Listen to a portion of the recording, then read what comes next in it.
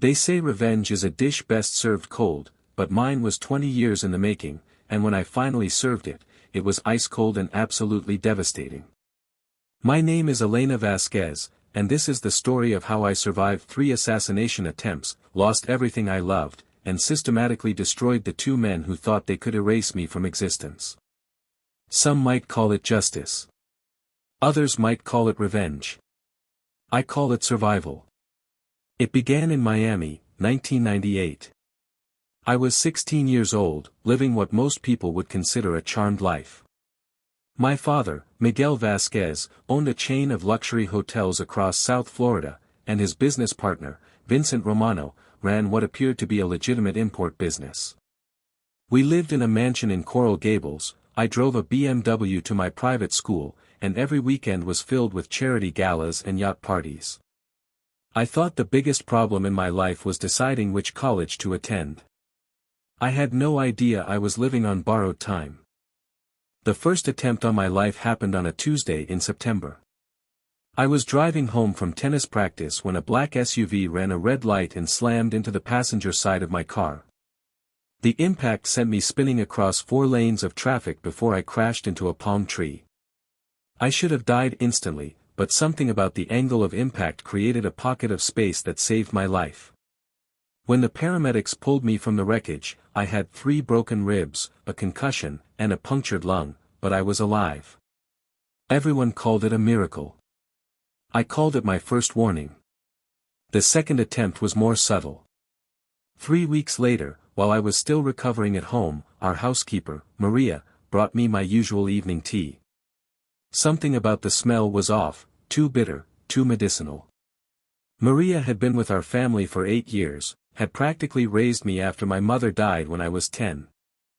When I asked her what was different about the tea, her hand started shaking so violently she dropped the tray. "Please, Elena," she whispered, tears streaming down her face, "I'm so sorry. They said they would kill my grandson if I didn't do it." That's when I knew this wasn't random bad luck. Someone wanted me dead, and they were willing to turn the people closest to me into weapons. I didn't drink the tea, of course. Instead, I confronted my father that same night. I found him in his study, going over business documents with Vincent Romano. They looked up when I burst through the door, both wearing expressions of mild annoyance that quickly shifted to concern when they saw my face. "Someone just tried to poison me," I announced, watching their reactions carefully. My father went pale and immediately stood up, rushing to my side with what seemed like genuine panic. "What? Elena, what are you talking about?" "But Vincent." Vincent's reaction was different. For just a split second, I saw something flicker across his face, not surprise, not concern, but disappointment. Like he was looking at a problem that should have already been solved. "The tea Maria brought me tonight was drugged," I continued, keeping my eyes on Vincent. "She said someone threatened her grandson if she didn't do it." My father was already reaching for his phone, probably to call the police, but Vincent grabbed his wrist. "Miguel, wait. Let's think about this rationally. Maria's been under a lot of stress lately with her family situation. Maybe she made a mistake, mixed up some of her grandson's medication with the tea leaves. We don't want to ruin her life over a simple error." The way he said it, so smooth and reasonable, would have been convincing if I hadn't seen that flash of disappointment in his eyes. That night, I packed a bag and told my father I was going to stay with my aunt in Tampa for a few days while the police investigated. Instead, I drove to a motel in Homestead and paid cash for a room. I needed to think, to figure out who was trying to kill me and why. The car accident could have been random, but the poison tea confirmed what I already suspected: someone with access to my daily routine wanted me gone. The question was whether my father was in on it or just too trusting to see his business partner for what he really was. I spent 3 days researching everything I could find about Vincent Romano's business dealings. What I discovered made my blood run cold.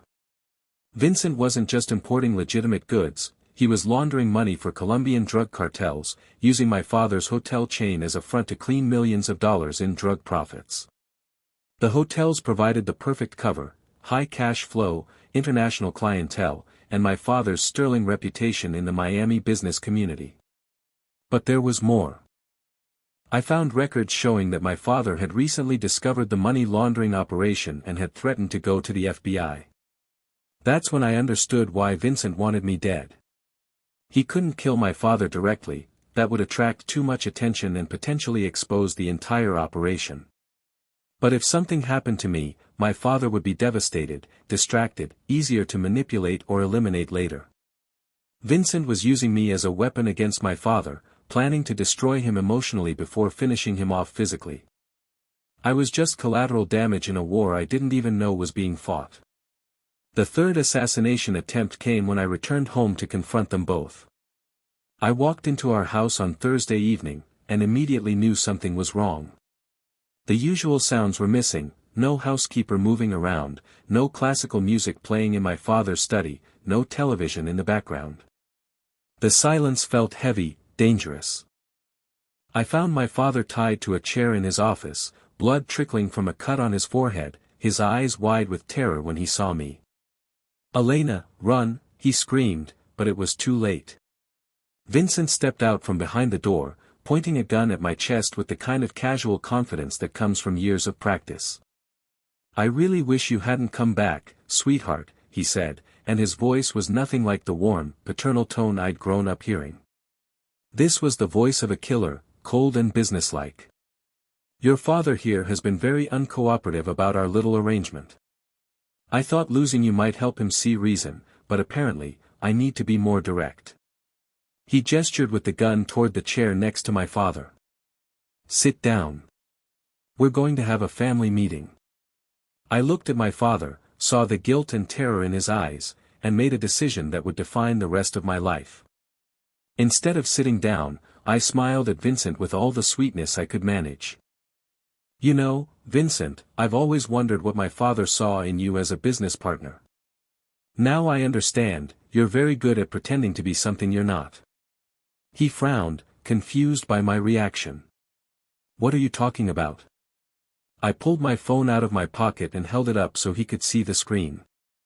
"I'm talking about the FBI agents who are listening to every word you're saying right now. I've been recording everything since I walked through the front door." Vincent's face went through a series of expressions, confusion, realization, and finally, pure rage. "You little bitch," he snarled, raising the gun toward my head. But I was already moving, diving behind my father's desk just as the shot rang out. The bullet shattered the window behind where I'd been standing. I heard my father shouting, chairs scraping against the floor, another gunshot. When I looked up, Vincent was on the ground, and my father was holding a letter opener covered in blood. "I couldn't let him hurt you," my father gasped, his hands shaking. "I should have stopped him months ago when I first found out what he was really doing." But Vincent wasn't dead. As we waited for the FBI agents I'd actually called before entering the house, he looked up at me from the floor, blood pooling around his shoulder wound, and smiled with genuine malice. "You think you've won something here, little girl? You have no idea what you've started. I have friends, partners, people who don't like loose ends. Your father might be safe in federal custody, but you'll be looking over your shoulder for the rest of your very short life." He was right, of course. The FBI arrested Vincent that night and froze all his assets, but his threats weren't empty. Within a week of his arrest, I started noticing the surveillance, black cars that showed up wherever I went, strangers who seemed to be watching me a little too closely, phone calls where no one spoke when I answered.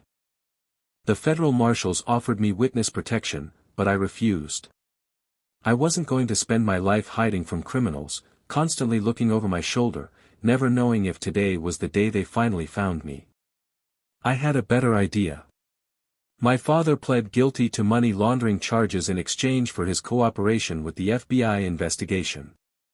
He got 3 years in minimum security federal prison, which seemed almost merciful considering he'd helped launder over $50 million in drug money. During his sentencing hearing, he looked at me from across the courtroom and mouthed the words, "I'm sorry." I nodded, because I understood that he'd been as much a victim as I was, manipulated by someone he trusted, trapped in a situation that spiraled beyond his control. But understanding didn't erase the years of fear, the nights I woke up in cold sweats, the paranoia that had become my constant companion. Vincent got 25 to life for attempted murder, conspiracy, and money laundering. During his trial, I testified about the assassination attempts, the poison tea, the night he tried to kill both my father and me. When I finished my testimony, he stared at me with those cold, calculating eyes and whispered, "This isn't over." The judge told him to be quiet, but I heard him clearly. Vincent Romano might be going to prison, but his network was still out there, still dangerous, still holding a grudge against the girl who brought down their money laundering operation. That's when I decided that surviving wasn't enough. I needed to destroy them completely, not just Vincent but everyone who worked with him, everyone who threatened my family, everyone who thought they could intimidate a 16-year-old girl into silence. I spent the next 4 years preparing for war. I changed my name, moved across the country, got a degree in forensic accounting with a minor in computer science. I learned how to trace financial transactions, how to hack into databases, how to disappear in plain sight. I became the kind of person who could find secrets buried in offshore bank accounts and expose them to the right authorities at exactly the right moment. By the time I was 21, I had identified every member of Vincent's network, his money managers, his enforcers, his political connections, his legitimate business fronts. I knew where they lived, how much money they had, who they loved, and most importantly, what crimes they were still committing. Vincent might have been in prison, but his organization was still operating, still laundering money, still threatening people like my father who got too close to the truth. They had gotten comfortable thinking their biggest threat was locked away with their former boss. I started small, with a mid-level accountant named Derek Chen who managed 3 of Vincent's shell companies. Derek had a gambling addiction that Vincent's people had been exploiting for years, forcing him to falsify records in exchange for debt forgiveness. I approached Derek in a casino in Atlantic City, introduced myself as a freelance investigative journalist working on a story about organized crime in South Florida. "I know you've been laundering money for Vincent Romano's organization," I told him over drinks. "I also know you want out. I can help you, but you need to give me something in return." Derek was scared, paranoid, convinced that Vincent's people were watching his every move even though their boss was in federal prison. "You don't understand," he whispered, looking around the crowded bar like assassins might be hiding behind every slot machine. "These people don't forget. They don't forgive. If they find out I talked to you, I'm dead." I leaned closer, keeping my voice gentle but firm. "Derek, they're already planning to kill you. You know too much, and they don't trust addicts to keep their mouths shut. Your only chance of survival is to cooperate with federal authorities before they decide you're a liability." It took 3 weeks of careful persuasion, but Derek finally agreed to wear a wire and record his conversations with Vincent's current lieutenant, a man named Carlos Mendez who had taken over operations while Vincent was incarcerated. The recordings Derek provided were devastating, detailed discussions of money laundering techniques, plans to eliminate witnesses, connections to political corruption that reached into the highest levels of Miami-Dade County government. When I delivered those recordings to the FBI, along with comprehensive financial records I'd obtained through methods they probably didn't want to know about, 12 more people were arrested in a coordinated raid. Carlos Mendez was arrested at his mansion in Key Biscayne, dragged away in handcuffs while his neighbors watched from their perfectly manicured lawns. The look of shock on his face was almost worth the 4 years I'd spent planning his downfall. Almost. But Carlos was just the beginning.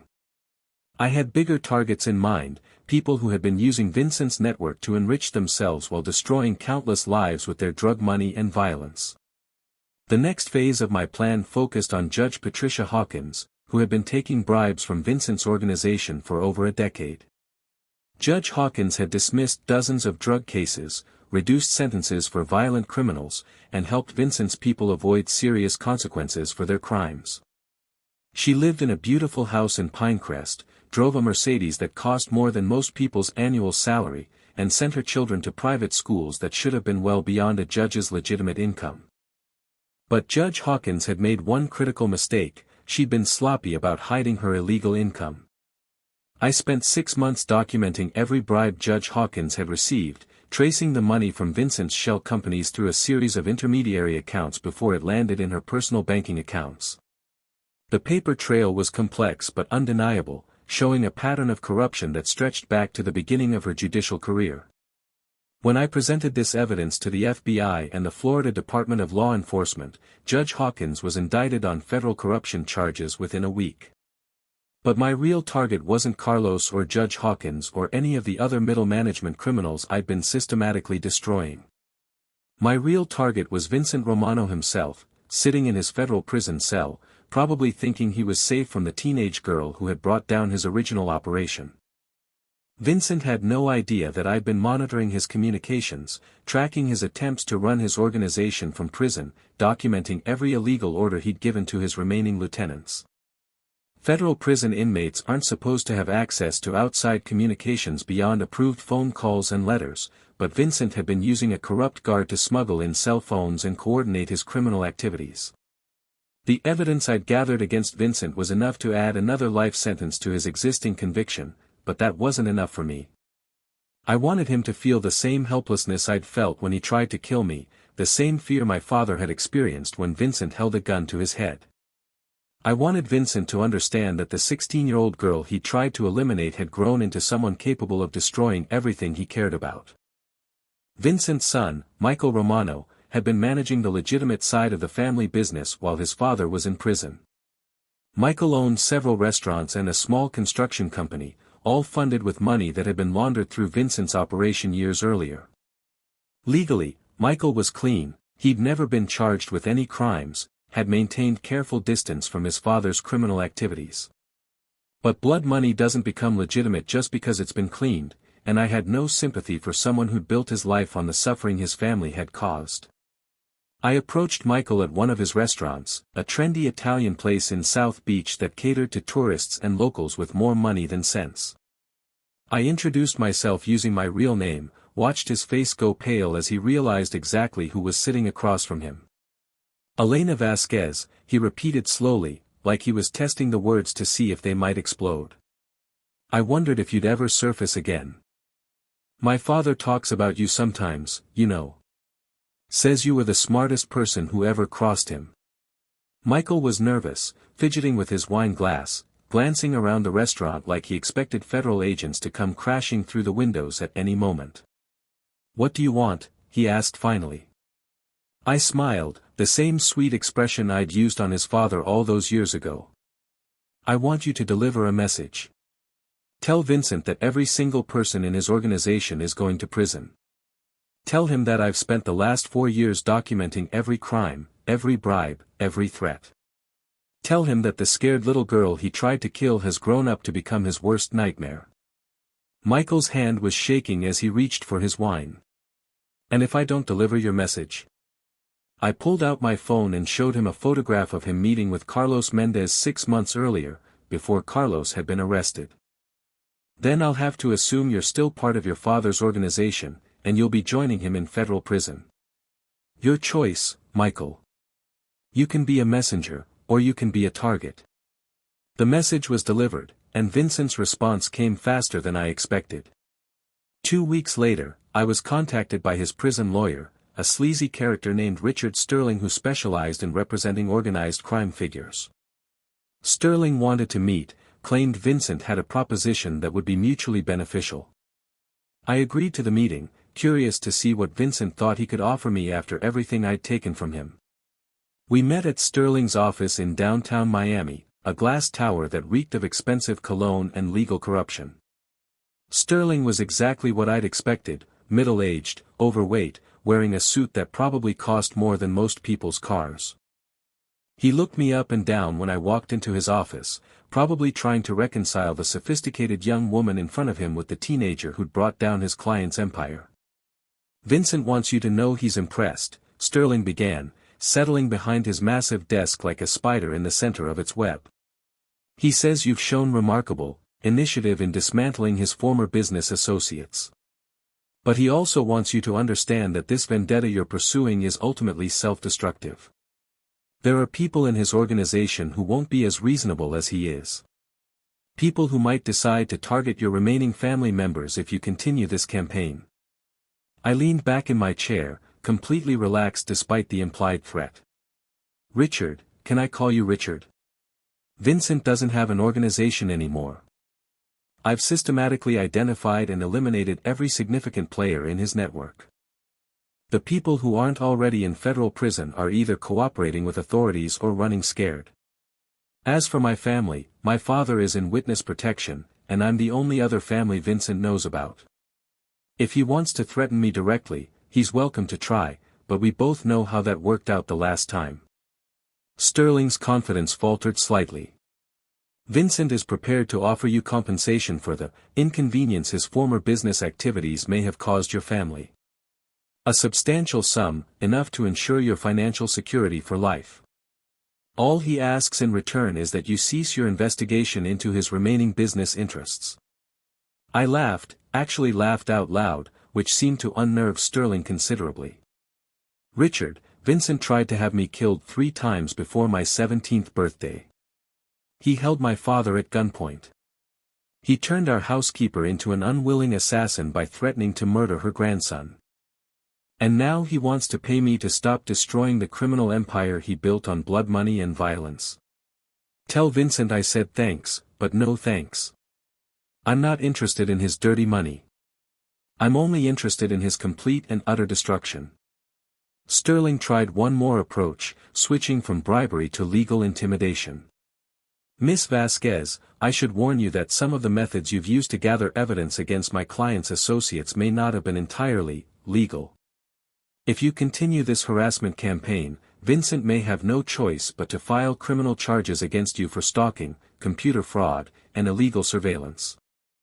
I stood up to leave, pausing at the door to deliver my final message. Richard, tell Vincent that in 6 months, he's going to be transferred to ADX Florence Supermax prison in Colorado. Tell him he'll be spending the rest of his life in solitary confinement, 23 hours a day in a concrete box with no human contact except for the guards who bring his meals. Tell him that's what happens to people who try to kill 16-year-old girls. And tell him that every single day for the rest of his miserable life, he can think about the fact that everything he lost was lost because he underestimated someone he thought was weak. The federal prosecutors were very interested in the additional evidence I provided about Vincent's attempts to run his criminal organization from prison. The wiretaps, financial records, and communications I'd intercepted painted a clear picture of ongoing criminal conspiracy, witness intimidation, and corruption of federal corrections officers. Vincent's life sentence was upgraded to multiple consecutive life sentences, and he was indeed transferred to ADX Florence, where he joined other notorious criminals in permanent solitary confinement. Michael Romano lost his restaurants and construction company when federal investigators traced their funding back to laundered drug money. Judge Hawkins was sentenced to 15 years in federal prison and permanently disbarred. Derek Chin entered witness protection after his cooperation led to the arrests of 12 additional criminals. By the time I was 25, Vincent Romano's entire criminal network had been dismantled, its members either imprisoned, dead, or disappeared into witness protection programs. But destroying Vincent's organization wasn't enough to satisfy my need for justice. There was still the matter of my father, who had spent 3 years in federal prison for crimes he'd been manipulated into committing. When he was released, he was a broken man, financially ruined, psychologically damaged, unable to trust anyone after years of paranoid fear that Vincent's associates might target him. The hotel chain that had been our family's legacy was gone, seized by the government and sold to pay restitution to Vincent's victims. My father was living in a small apartment in Tampa, working as a night security guard, trying to rebuild a life that had been completely shattered. I found him there on a Tuesday evening in March, sitting in his tiny kitchen eating a microwave dinner and reading a paperback novel. He looked up when I knocked on his door, and for a moment, neither of us spoke. For years had passed since the night Vincent tried to kill us both, and we'd hardly spoken during that time while I was systematically destroying his former business partner's criminal empire. My father looked older, grayer, defeated by everything he'd experienced. "Elena," he said finally, stepping aside to let me into his modest apartment. "I wasn't sure I'd ever see you again. I looked around at the sparse furniture, the bare walls, the complete absence of anything that might remind him of our former life of luxury. I wanted to wait until it was finished, I said. Until Vincent and everyone who worked with him had been completely destroyed. Now it's done. We sat in his small living room, and I told him everything, how I'd spent 4 years learning to trace financial crimes, how I'd systematically identified and eliminated every member of Vincent's network, how Vincent himself was now spending his life in solitary confinement at the country's most secure prison. My father listened without interruption, occasionally nodding, sometimes closing his eyes as if the details were too painful to hear. When I finished, he was quiet for a long time. Finally, he looked at me with an expression I couldn't quite identify: pride, sadness, maybe fear. "You've become someone I don't recognize," he said softly. "The daughter I knew was kind, innocent, trusting. This person you've become, she's dangerous, Elena. She's capable of things that would have horrified the girl you used to be." He was right, of course. The 16-year-old who'd survived Vincent's assassination attempts wouldn't have recognized the woman I'd become: calculating, ruthless, willing to destroy lives in pursuit of what I believed was justice. But that innocent girl would have spent her life looking over her shoulder, living in fear, never knowing when Vincent's associates might decide to finish what their boss had started. The woman I'd become had eliminated that threat completely and permanently. "Dad," I said, using a word I hadn't spoken in years, "Vincent Romano tried to kill us both. He turned our housekeeper into an unwilling assassin. He held a gun to your head in your own study. He spent 4 years in prison planning revenge against our family. The only way to be truly safe from someone like that is to destroy them so completely that they can never threaten anyone again. That's what I did. That's what had to be done." My father stood up and walked to the window, looking out at the parking lot of his apartment complex. "And what about you, Elena? What kind of person have you become in pursuit of this justice? When you look in the mirror, do you still see someone you recognize, someone you can live with?" It was a fair question, one I'd been avoiding for years. The truth was that I'd sacrificed pieces of my humanity in order to become the kind of person who could systematically destroy a criminal organization. I'd learned to lie convincingly, to manipulate people's fears and weaknesses, to feel satisfaction when my enemies suffered. Those weren't qualities the teenage Elena would have admired. But I'd also saved lives. The drug money Vincent's organization had been laundering was responsible for countless deaths, countless destroyed communities, countless families torn apart by addiction and violence. Every criminal I'd helped send to prison was someone who could no longer hurt innocent people. Every corrupt official I'd exposed was someone who could no longer sell justice to the highest bidder. The methods I'd used might have been questionable, but the results were undeniably positive. "I'm someone who survived," I told my father. "I'm someone who refused to spend her life hiding from monsters. I'm someone who decided that the world would be better off without Vincent Romano and everyone who worked with him. Maybe that makes me dangerous, but it also makes me free. For the first time since I was 16 years old, I can sleep through the night without wondering if someone is planning to kill me." My father turned away from the window and looked at me with something that might have been understanding. "I'm proud of you," he said quietly. "I'm also terrified of you. I hope you can find a way to live with both of those things." He was right to be terrified. I'd spent 4 years becoming someone who could match Vincent Romano's ruthlessness, someone who could play his game and win decisively. That kind of transformation doesn't happen without permanent consequences, without losing pieces of yourself that can never be recovered. But I'd also proven that monsters like Vincent aren't invincible, that organized crime networks can be dismantled by one determined person with the right skills and enough patience. I'd shown that justice doesn't always come from courts and law enforcement agencies, that sometimes victims have to take responsibility for their own protection and pursue their own justice. Vincent Romano had tried to kill a 16-year-old girl and ended up facing someone who was smarter, more determined, and more ruthless than he'd ever been. Today, Vincent is 58 years old, and he'll die in his concrete cell in ADX Florence, probably decades from now, having spent the majority of his adult life in solitary confinement. His criminal organization is completely destroyed, its members dead, imprisoned, or scattered to the winds. The drug money he spent years laundering has been seized and used to fund addiction treatment programs and law enforcement initiatives. His son Michael is working as a car salesman in Phoenix, having lost everything connected to his father's criminal legacy. My father lives quietly in Tampa, working as a hotel manager at a modest property downtown. We have dinner together once a month, carefully avoiding discussions of the past while slowly rebuilding a relationship that was nearly destroyed by Vincent's manipulations. He's never asked me what I do for work now, and I've never volunteered the information. Some secrets are better left buried. As for me, I found a way to channel the skills I developed during my war against Vincent's organization. I work as a consultant for federal law enforcement agencies, helping them trace financial crimes and identify criminal networks that operate across multiple jurisdictions. It's legal work now, officially sanctioned, but it draws on all the techniques I learned during my years as a self-appointed agent of justice. I'm very good at what I do, and I sleep well at night knowing that I'm helping put criminals behind bars where they belong. Sometimes I wonder what my life would have been like if Vincent had never tried to kill me, if I'd grown up normal and trusting and naive about the darkness that exists in the world. I might have become a teacher or a doctor or a marine biologist, might have gotten married and had children and lived a peaceful suburban life filled with ordinary concerns and simple pleasures. But that life was stolen from me the night Vincent decided I was a problem that needed to be eliminated.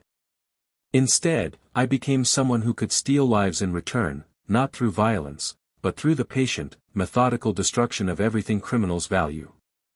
I became someone who could turn their own systems against them, who could use their greed and corruption and arrogance to bring about their complete downfall. It's not the life I planned, but it's a life that has meaning, a life that makes the world a little bit safer for people who can't protect themselves from predators. Vincent Romano wanted me dead because he thought I was weak, thought I was just a spoiled teenager who would be easy to eliminate. He was wrong about that, spectacularly wrong.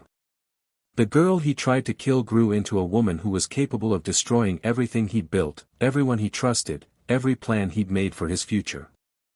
He turned me into his own worst enemy, and by the time he realized his mistake, it was far too late to undo the damage. That's the thing about revenge, it's not always hot-blooded and immediate. Sometimes it's cold and patient and absolutely devastating.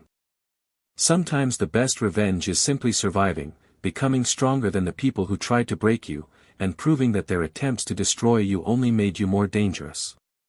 Vincent Romano spent 4 years in federal prison thinking he'd won, thinking the scared teenager who'd brought down his original operation was no longer a threat. He couldn't have been more wrong. They say living well is the best revenge, but I disagree. The best revenge is making sure your enemies can never hurt anyone again, that their capacity for evil dies with their freedom, that they spend the rest of their lives understanding exactly what they lost when they chose to threaten you. Vincent Romano will have decades in solitary confinement to contemplate that lesson. I consider it a very thorough education in the consequences of underestimating 16-year-old girls with nothing left to lose and everything to gain. In the end, I didn't just survive Vincent's attempts to kill me.